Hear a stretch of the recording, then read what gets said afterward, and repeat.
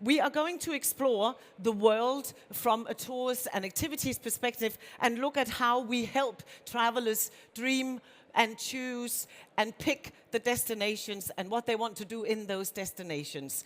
And I'm your host, Charlotte Davies, with management consultancy A Bright Approach. I'm delighted to be back to host this track for a 7th time. And for those who are not familiar with Douglas Quinby of Arival, please put your hand up. Well, I'm delighted because I knew that most of you would be very familiar with Douglas. He is, of course, back with us again this year to actually do the opening keynote, and we are very delighted to have him back. For those who are new to Douglas Quinby, he is CEO of Arival, which is the leading research authority on travel experiences. And he is going to be giving us a keynote which is drawing on Arival's latest research, and I believe this is an exclusive to ITB, Douglas. Is that right? Of course, always, he says, which is why he always gets invited back. And he's really going to talk to us about the forces that are driving the change in the industry, but also look at the opportunities that they bring. And this is, as far as I'm concerned, your essential update on the best part of travel, as Douglas calls it. So let's invite him to the stage. He's very, very welcome. Thank you, Douglas. Thank you, Charlotte.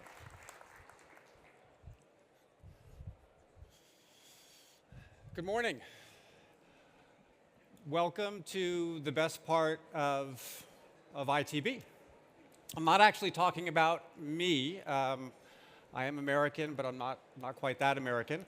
I'm actually talking about travel experiences. So this is how we at Arival think about experiences. 3 key categories, so tours, activities, and attractions, and several kind of key subcategories. But actually, this industry is so diverse, it's so fragmented. So here it just gives you a sense of the extraordinary diversity and just this unbelievable world of possibilities, of experiences that are a part of the travel experiences sector. But I don't like to think of it as just like an industry or a market or a business. I want to go just a little bit deeper. So what are travel experiences? So it is walking tours that take you deeply into the history of the city. It's tour guides who take their jobs very seriously or not so seriously. It's all of those iconic attractions that drive millions and millions of tourists, maybe in some cases too many tourists, to a particular destination. It's also those outdoor adventures and experiences that etch like a memory, right, that just stays with you for the rest of your life. Now, what's also amazing about this industry, too, is I'm always learning about new experiences I never even imagined. So how many here have done combative archery? Combat archery, anyone? 1? 2. How was it? Would you recommend it, really? How many here would like to do combat archery? Okay. Now, if you don't want to do activities where you could potentially harm others, you can also do experiences where you can do serious harm to yourself. So you can learn to be a flying trapeze artist in Brazil, and I think there's some availability tomorrow morning if anyone's interested. So just to give you a sense, right, of the extraordinary diversity of this industry and what's possible, this is why we call experiences the best part of travel. It is all of the things that travelers do when they get there, but it's also the reason they go. It's the why. It's the driver of travel. And it's the hundreds of thousands, if not millions, of operators, creators of experiences who are generating these experiences every single day, day after day, that make this industry what it is. How many, just here, how many in the audience are operators of tours, activities, attractions? How many here? Okay, so maybe about half or so. Welcome. It's amazing to have you here. It's always an honor for me to share the work that we do. We do it for you, so welcome. Okay, so over the next 15 minutes or so, I'm going to walk through some key insights from our research and key trends that we see shaping the sector over the next several years, and I think will drive a lot of the conversation on this stage. One study I'm going to pull from in particular, it is our global operator landscape. It's a survey we do every single year. Last year we did this with 7,000 operators. I want to take a moment just to acknowledge these organizations that help make the research possible, as well as all of these organizations that helped us field the research to operators all over the world. Thank you all very much. And if you took time to reply to the survey as well, also thank you. Okay, so let's dive right in. So travel experiences, as Charlotte mentioned, the third largest sector of travel and tourism. It has been growing and recovering very nicely. As of last year, it is fully recovered from a revenue basis from the pandemic, not so much from a bookings basis, and this is where we begin to see the impact of inflation. And we are forecasting kind of growth this year, tariffs and trade wars and so forth notwithstanding. So I would say, check back right on this figure, but we are expecting growth. Now, let's look at the travel experiences traveler and see kind of where they are, who are they, what's going on, what are they booking, what are they looking for, how are they booking. We're going to pull this mostly from our US traveler survey. We also do this for Europe as well.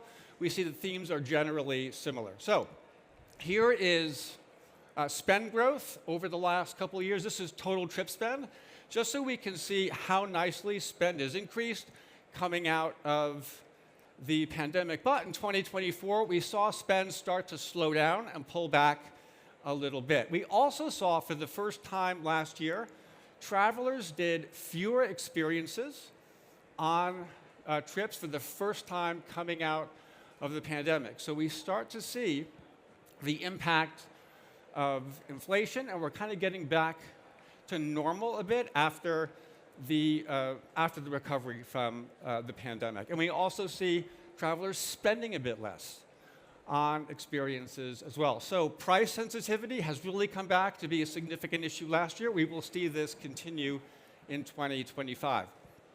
However, although growth has decelerated, we still expect experiences to be the fastest growing sector within travel. Demand overall for experiences exceeds the rest of travel. This is a really positive signal for our industry. Travelers increasingly prioritizing experiences over other parts of travel, over things.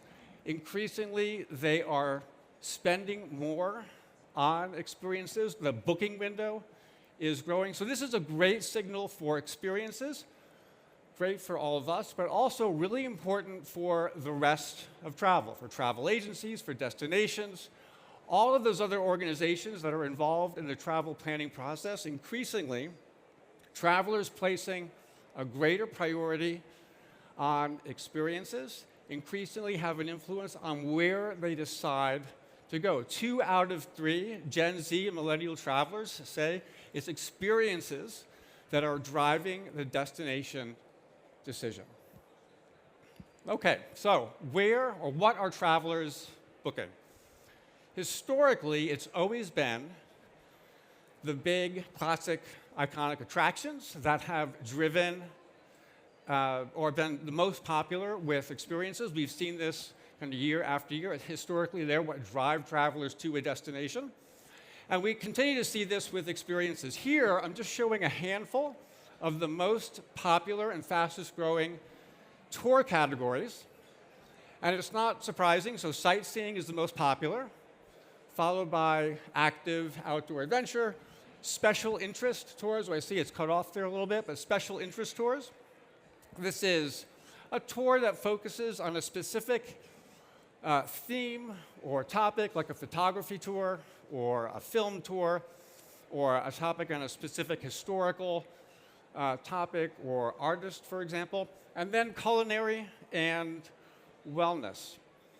Now, I'm also going to break this out, though, by age. And we see some really interesting changes. So actually, for sightseeing, it's older travelers that are continuing to drive interest in that category. It's important for younger travelers as well. But we see actually for the other categories, active adventure, special interest or thematic tours, culinary and wellness, really being driven by younger travelers. To me, this is really profound. This is a really significant generational shift that's underway in what travelers are looking for around experiences as we think about the future of our sector. So increasingly, travelers, it's not just enough to see or to hear. They want to touch, they want to taste, they want to feel, they want to be a part of the experience, a co-creator in the tour, the activity, the experience. So this is a really important message for all of us within the industry, that we are incorporating these elements in the tours, the activities, the experiences that we create for our customers. Okay, another important theme or trend within the traveler experiences world, really significant article in the Wall Street Journal a couple of weeks ago. 10% of the top earners, or the top 10% of income earners in the United States, account for basically 50% of all consumer spend. So 10% of the US population accounts for half of the US consumer economy.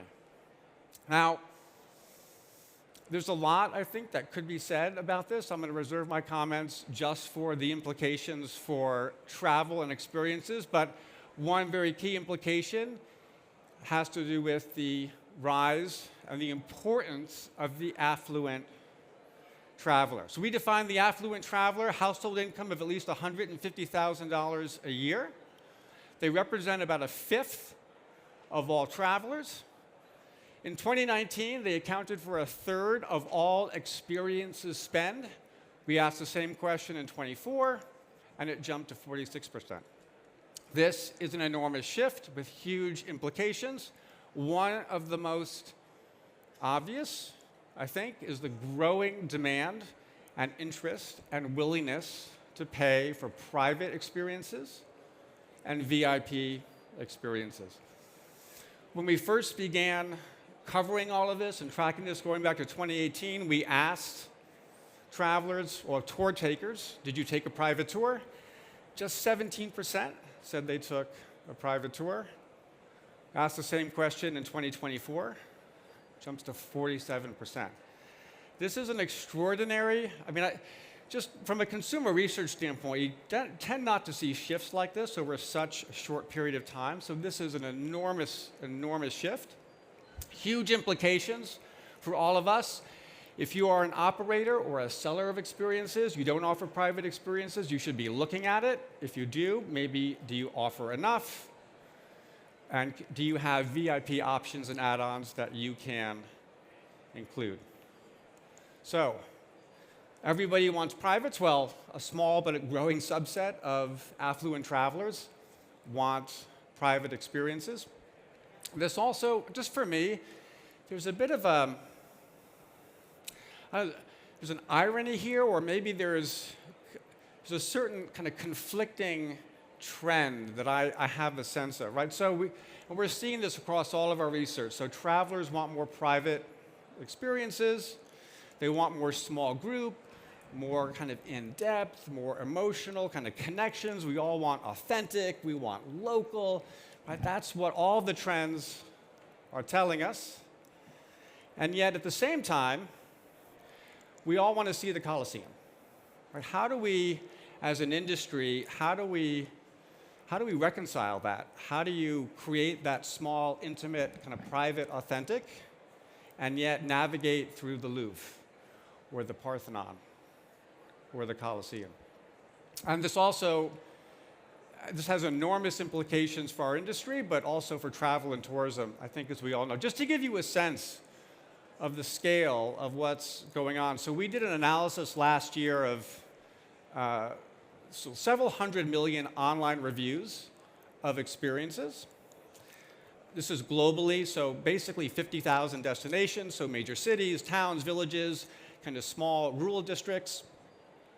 And we looked at, well, we noticed something quite interesting. The top 200 markets, the top 200 cities, which represents not like 1%, but actually 0.004% of all destinations, accounts for half of all tour activity and attraction reviews, right? So just to give you like a sense of the scale of the challenge that confronts travel and tourism and that confronts our industry, the demand to see the most iconic and the famous places and attractions, demand is just without end. I mean, it's absolutely boundless. And we're seeing this from Athens to Amsterdam. The top attractions, increasingly, they're trying to figure out ways to get fewer people to come to their attractions. And this is a huge issue for our industry. So for tour operators, you're trying to figure out, well, how do you deliver those amazing and intimate and personal experiences at these attractions? In many cases, it's how do you even get tickets? That has become an increasingly big challenge for our industry as well. Okay, the last theme that I'd like to touch on here, it's something that I call the discovery dilemma within experiences. So I talked about earlier how complex and varied the industry is.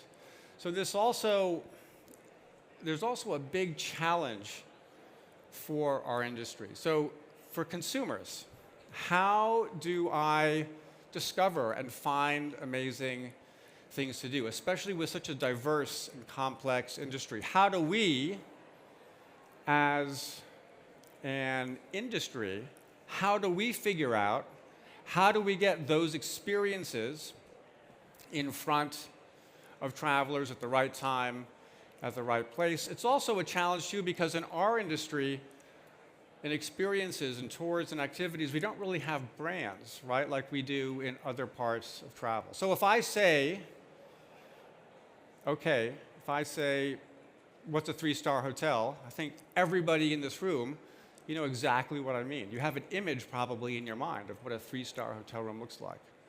But what's a 3-star tour? What's a 5-star tour? If I asked you to name 20 hotel brands, you could, I'm sure, do that pretty easily. But name 20 tour operators, name 5 tour operators. Unless you're in the industry, you might know, but these are not well-known brands. This is an enormous challenge for our industry. Now, let's just narrow this down a little bit, and let's take something that we all know. I've brought this up before, so let's take the Colosseum. Let's say I'm going there for the very first time to Rome. I know I'd like to see the Colosseum, so I start looking online. Viator has more than 1,000 tickets and tours and ways I can experience the Colosseum. Get Your Guide has upwards of 800. Which one should I choose? Do I want the full day or the half day, the large group or the small group? And what's the difference between the 60-euro tour and the 120-euro tour? How do I know? How should I choose? Now, there are other platforms, by the way, that go about this very differently. So the Spain-based OTA Civitatis, they just have 35 experiences. Tickets offers fewer than 10 for the Colosseum. Now, I'm actually not here to say, okay, one way is better than the other. I mean, the marketplace can decide. I think we have a couple of speakers coming up. You guys can talk about this if you want. And in fact, I think the marketplace is telling us in general, because the online travel agency channel within experiences, far and away the fastest growing channel in our industry and will be for the foreseeable future. But when I think about some of these challenges across our industry, and I also think about the fact that online penetration, so the share of all bookings that are made online within our industry, are just well behind the rest of travel. And here we are in 2025. It makes me think that there are so many amazing, right? Really interesting challenges, right? And problems to solve within this industry, and so many opportunities as well. So this is absolutely the best time to be in travel experiences, in tours, activities, and attractions. So this is just kind of a fraction of what kind of we do at Arival. We have a lot more at Arival.travel. Thank you all, very much, especially to those operators who are here and listening. Thank you very much for being here, and to Charlotte and to ITB for having this stage and for focusing on travel experiences. Thank you. You are the best part of travel. Let's give Douglas a very, very warm hand. What a way to set the scene. I see we still have time for a couple of questions. Yeah. So I'll definitely dive in with one. We haven't, you didn't, I mean, there was so much wonderful stuff there, but we didn't quite talk about AI, and we need to talk about this everywhere. No, what we need to do we is... really? It's not being talked about enough? Okay. No, but I just want your voice in here in terms of the impact that emerging technologies like AI and virtual reality and such things have on the tours and activities sector. What are you picking up? What are you hoping for, maybe? Well, there are certain obvious opportunities and applications. So just like the last issue that I talked about, so the discovery issue, that's purely very much a technical issue, right? It's processing data, it's trying to interpret traveler intent and marry demand to supply in a much smarter way. And there's still a lot of problems there to be solved. AI applications there, I mean, there's some obvious opportunities. But there's something very, very distinct about this industry, right? So we're not selling a product, right? We're not selling a commodity. Fundamentally, and for operators, what are you selling? It's, it's a moment. It's an interaction with people. I know that when I'm on a tour, I'm not just listening, but I'm reading the emotion off the guide's face. I'm having a fundamentally human experience, and I believe that's what makes the experiences sector of travel actually exceptionally insulated from some of the potential impacts that AI can have on other industries.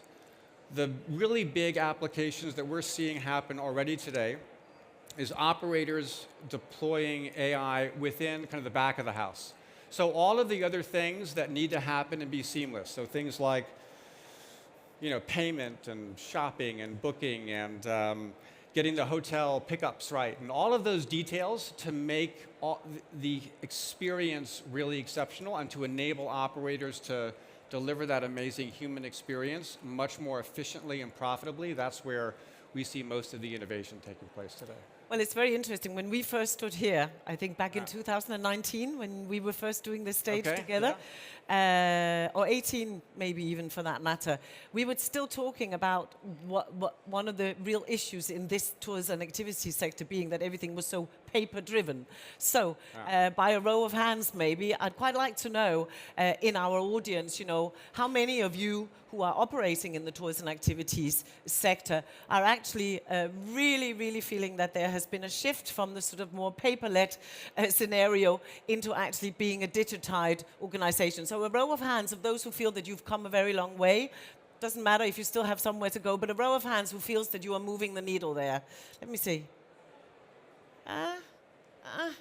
Okay, good. Well, there's still some work to be done. Maybe AI is one of the answers for sure, as you're saying about the back-end kind of efficiencies that that actually incorporates into a lot of organizations. So, finally, one last clap for Douglas, and thank you for being here with us today. Thank you. Hope to see you again next year, of course. Of course. Thank you very, very much.